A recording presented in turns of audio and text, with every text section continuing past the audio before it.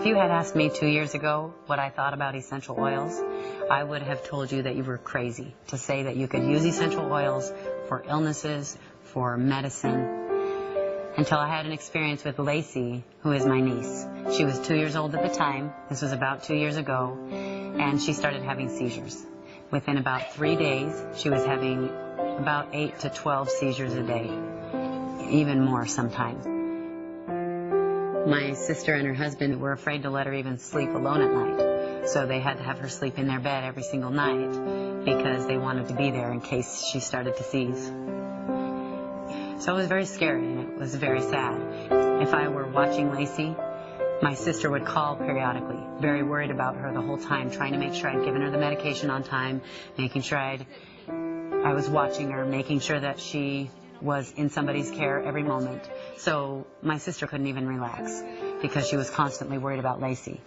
Her doctor sent her up to a specialized children's hospital, and she was up there, living there for a couple of weeks while the doctors did all of the testing that you can imagine that they would do. And watching your daughter in the hospital hooked up to all those machines was hard for my sister and their family. And it was hard for us to see what they were going through. So they tried the different medications with Lacey. And over the next several months, the doctors would change the doses and try different combinations until it got to the point where Lacey was on the largest doses of all the medications they can give a 2-year-old.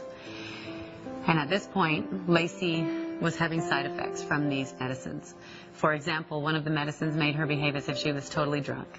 She couldn't walk in a straight line. She would fall down. I can remember we were at a family get-together, and all the kids were running around in the yard, and she kept falling down. And you could see she was getting so frustrated. She was so mad that she couldn't run and play with the other kids. So it was very hard to see. After several months of this, a friend of my sister's told her, "You should try frankincense oil." And I thought it was crazy. I thought it was ridiculous. And I thought, give me a break. But they did try it. And as you can imagine, when you're dealing with something like that with your child, you're willing to try just about anything, especially if you know it's not going to hurt them. So they tried the frankincense oil. They applied it to the bottoms of her feet, which I thought was really weird. And it almost immediately stopped the seizures. She went down to, I believe, about 2 or 3 seizures a week instead of 8 to 12 a day. And I could not believe it. Today, Lacey is a happy, healthy little girl. She runs around with her friends, with her brothers and sisters, just like she used to before she started having the seizures. She can speak again because with the medication that she was using before, her speech became slurred and she couldn't talk appropriately, so it was very difficult to understand her. And so now she can talk and play and run around. She goes to school. She is able to do anything that she wants to do now. Once I went through that experience with Lacey, I wanted to use the essential oils for my family.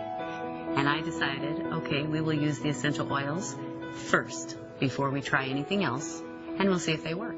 And if they work, great. And if they don't, then we can use our regular medicine, over-the-counter medicine that we always use. So that's what we did.